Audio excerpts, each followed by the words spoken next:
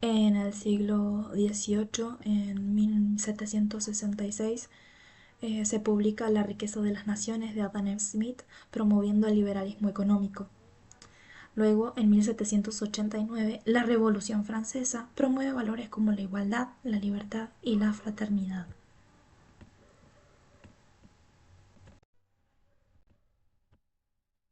En el siglo XIX, tenemos en 1820 las revoluciones liberales en Europa, incluyendo España y Francia. Y en 1848 la primavera de los pueblos lleva a la creación de estados nacionales y la caída de varias monarquías. La unificación de Italia bajo líderes liberales como Giuseppe y Camillo di Cavour. Y en 1865 la abolición de la esclavitud en los Estados Unidos. En el siglo XX, en 1917, la Revolución Rusa llevó al poder al Partido Comunista, oponiéndose al liberalismo. En 1945, el fin de la Segunda Guerra Mundial y la creación de la ONU y la Declaración Universal de Derechos Humanos. En 1889 se presentó la caída del muro de Berlín, marcando un hito de la lucha contra el comunismo. Y en el siglo XXI, eh, tenemos en 2008 fue la crisis global que reaviva el debate sobre el papel del gobierno en la economía. Es así que también es importante estudiar estos hechos a profundidad en la historia para entender en qué se funda la libertad, porque muchas veces se habla y no se estudia, pero es importante no solo desde un lado económico, sino también desde un lado histórico, entender por qué la libertad fue tan importante, cómo fue su creación, cuáles fueron sus antecedentes históricos y profundizar muchísimo para entender qué se defiende. Así tenemos también a los autores más destacados del liberalismo político, entre los que podemos mencionar en el siglo XVII a John Locke, considerado el padre del liberalismo clásico. Locke defendía la idea de que todos los individuos tienen derechos naturales a la vida, a la libertad y a la propiedad. Así también en el siglo XVIII tenemos a Adam Smith, economista escocés conocido por su obra La riqueza de las naciones, donde expone los principios del liberalismo económico, abogando por el libre mercado y la mínima intervención del Estado. También en el mismo siglo tenemos a Montesquieu, filósofo francés que en su obra El espíritu de las leyes defendió la separación de poderes como un medio para proteger la libertad y evitar el despotismo. Siglo XIX. John Stuart Mill, filósofo y economista inglés, autor sobre la libertad, donde argumenta que la libertad individual es esencial para el progreso social y personal siempre que no cause daño a otros. Luego tenemos a Alexis Tocqueville, político y pensador francés conocido por su obra La democracia en América, donde analiza los efectos de la democracia y la igualdad en la sociedad y la política.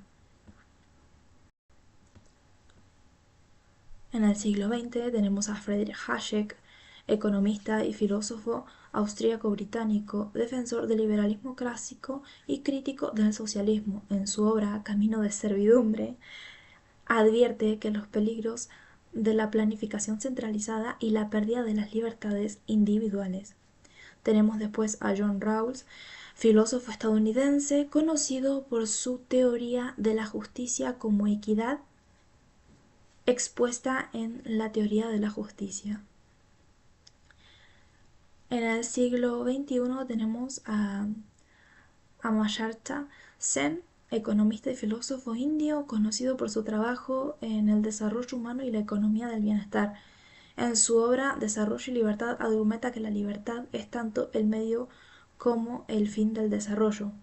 Estos autores han contribuido significativamente al desarrollo del liberalismo político, cada uno aportando su perspectiva sobre la importancia de la libertad y los derechos individuales.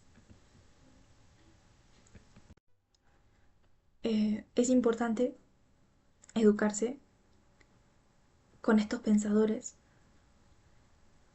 que lograron introducir las nociones fundamentales para dar bases al liberalismo. Desde un concepto, mucho se escucha del neoliberalismo, ese concepto que es el nuevo liberalismo, quieren decir, pero en realidad se fundamentan y se basan en los principios que sentaron estas personas que bregaron por la libertad de los individuos frente a un Estado, porque se dieron cuenta que mientras más regulaciones y mientras más controlaba el Estado, el individuo menos podía hacer y menos podía desarrollarse en la sociedad. Decir neoliberalismo hoy en día es como decir neoizquierda. ¿Por qué? Porque la izquierda existe hace mucho y también se fundan en un montón de conceptos que vienen desde hace siglos. Fueron formándose los conceptos de estas personas a través de diferentes autores y un rejunte, pero a ellos nadie le dice neoizquierdas. ¿Pero por qué? Si a nosotros nos dicen neoliberales, y entonces es como ellos también deberían ser neoizquierdas porque cada vez a sus ideologías le implementan conceptos de nuevos autores que vienen de la izquierda. Entonces eso es, por ejemplo, un razonamiento para hacer dentro de lo que es las críticas que se le hace al liberalismo. También es importante saber que así como la izquierda nació a través de los años y fueron diferentes hechos históricos los que fueron modificando sus formas de actuar en la sociedad y de implementarlo en la política, asimismo sucedió con el liberalismo. Nació con diferentes autores en base a diferentes hechos históricos y eso es lo que refleja esta parte de la clase. Es saber que hubieron diferentes hechos que dieron nacimiento a este pensamiento y a esta forma de pensar el Estado como estructura, como una forma de sacar adelante un país también. Se sabe que el libre mercado ha sido lo que ha sacado de la pobreza a mucha más gente de lo que habían podido antes salir de la pobreza.